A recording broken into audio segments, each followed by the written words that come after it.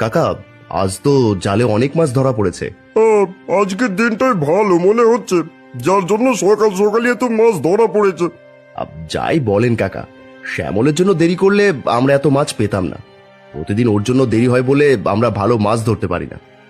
তুই ঠিকই বলেছিস, এখন থেকে আমরা ওর জন্য দেরি করব না, প্রতিদিন সকাল সকাল এসে মাছ ধরবো।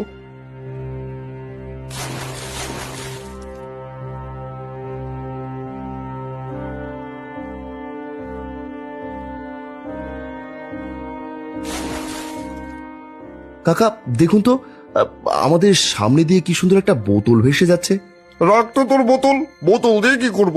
আমরা যে মাছ পাচ্ছি সেদিকে নজর দে, আজ অনেক মাছ ধরতে হবে, আবার সেই মাছ নিয়ে গিয়ে ভারতে বিক্রিও করতে হবে। হ্যাঁ হ্যাঁ, আপনি ঠিকই বলেছেন। আজ মনে হচ্ছে সমুদ্রের সব মাছ এখানে এসে জড়ো হয়েছে। মাছ ধরা বাদ দিয়ে বোতল থেকে কোনো লাভ নেই।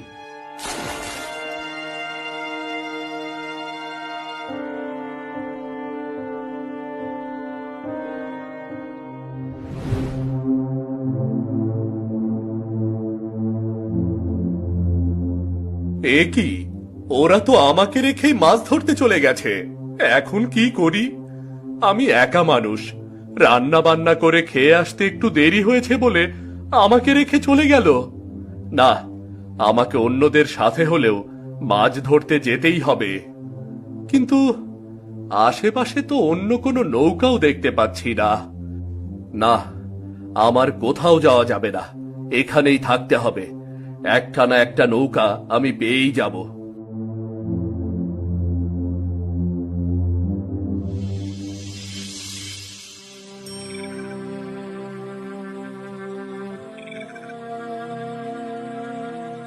সেই বিকেল থেকে বসে আছি, একটাও মাছ ধরার নৌকা এলো না। আজকে বাড়িতেই যাব না, ওরা আসলে ওদের সঙ্গে কথা বলে তবেই যাব।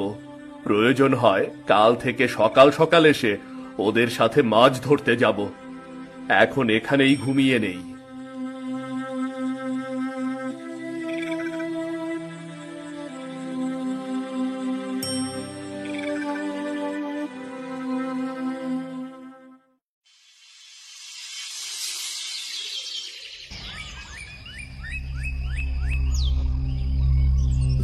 এই যে শুনছেন, উঠুন, এই যে উঠুন না, এই যে শুনছেন। কে কে ডাকে আমাকে? কি ব্যাপার? কাউকেই তো দেখতে পারছি না, কে ডাকলো? এই যে আমি ডাকছি, দেখুন আমি এইখানে। এই দিনের বেলা ভূত এলো কোথা থেকে? কাউকেই তো দেখতে পাচ্ছি না, অথচ ডাকছে।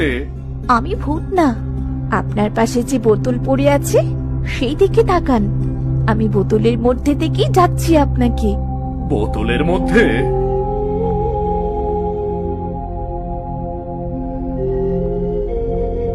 তাই তো, কিন্তু তুমি কে? আর এই বোতলের ভেতরে আসলে কি করে?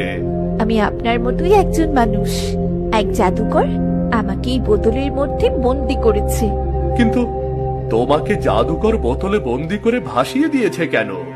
সব পরে বলবো, প্রথমে আমাকে এই বোতল থেকে মুক্ত করুন। কিন্তু তোমাকে এই বোতল থেকে মুক্ত করব কি করে? বোতলের ছিপিটা খুলুন, তাহলেই আমি মুক্ত হয়ে যাব। ঠিক আছে, খুলছি।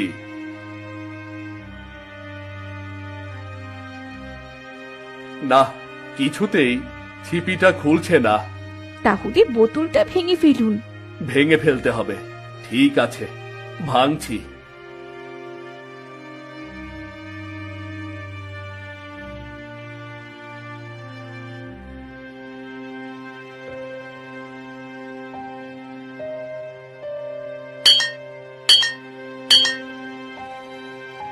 না, এই সামান্য কাচের বোতল পাথরের সাথে আঘাত পাওয়ার পরেও কেন ভাঙছে না, বুঝতেই পারছি না আমি।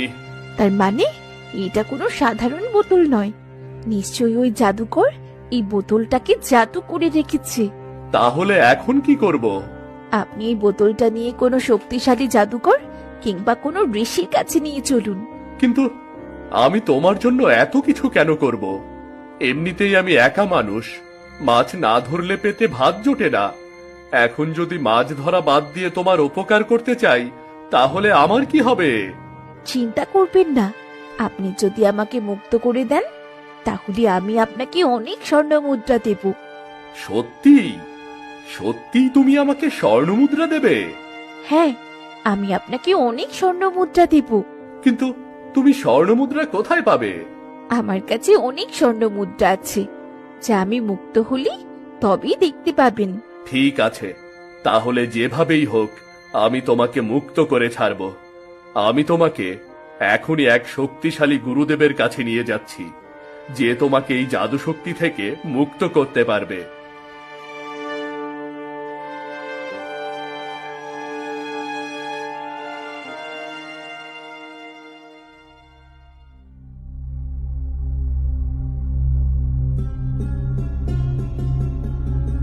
গুরুদেব, গুরুদেব, কি হয়েছে? আমাকে ডাকছিস কেন? গুরুদেব দেখুন, এই বোতলের মধ্যে এক মেয়ে বন্দি আছে।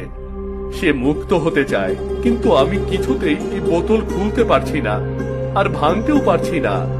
ওই দেখি।